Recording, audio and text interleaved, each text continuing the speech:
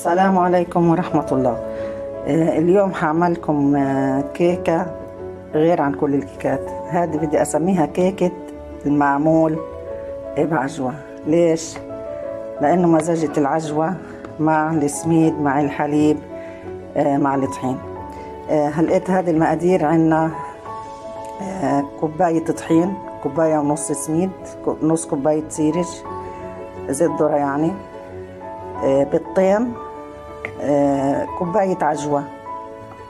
تمام. خلطت كل المكونات هذه، البيضتين مع الفانيليا مع كاسة الحليب مع كوباية السكر مع الطحين والسميد ومعلقتين بيكنج باودر او بيكنج صودا، وخلطت. والعجوة كمان جاهزة عندي.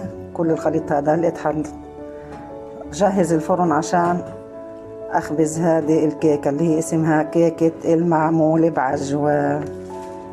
اشوفكم ولا نخلطها. ها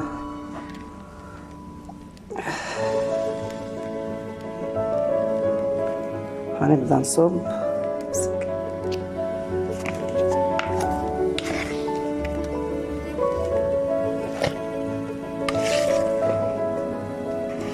ريحة الخليط روعة طبعا. العجوة عمايل ايديا.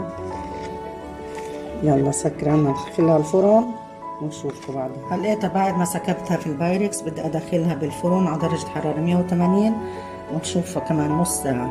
بسم الله. نرجع لكم بعد ما تطلع من الفرن. هلقيتها بدنا نشوف الكيكة تبعتنا. الله على الروائح، الله الله الله، تاخد العقل. نحطها شوية طبعا هلا تبرد وبنقطعها. شوف كيف نقطعها.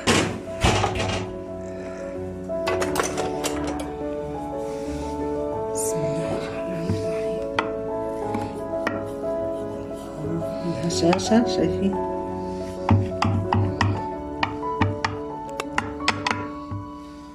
طلع شقفة منها عشان نشوف كيف.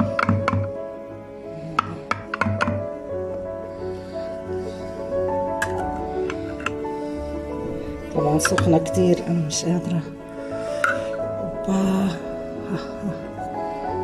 هذا هي. شايفين لون العجوة والريحة والطعم إن شاء الله. طبعا أكيد حيطلع زاكي جدا. كله هيو ملاه جوا بالعجوة. شغل إيديا وصحة وألف عافية. يلا أجيب صحن. هاي أحلى قطعة كيكة لأحلى ناس وأحلى عزومة. كيكة طبعا مرغوبة في فصل الشتاء البارد اللي احنا فيه. صحة وألف عافية.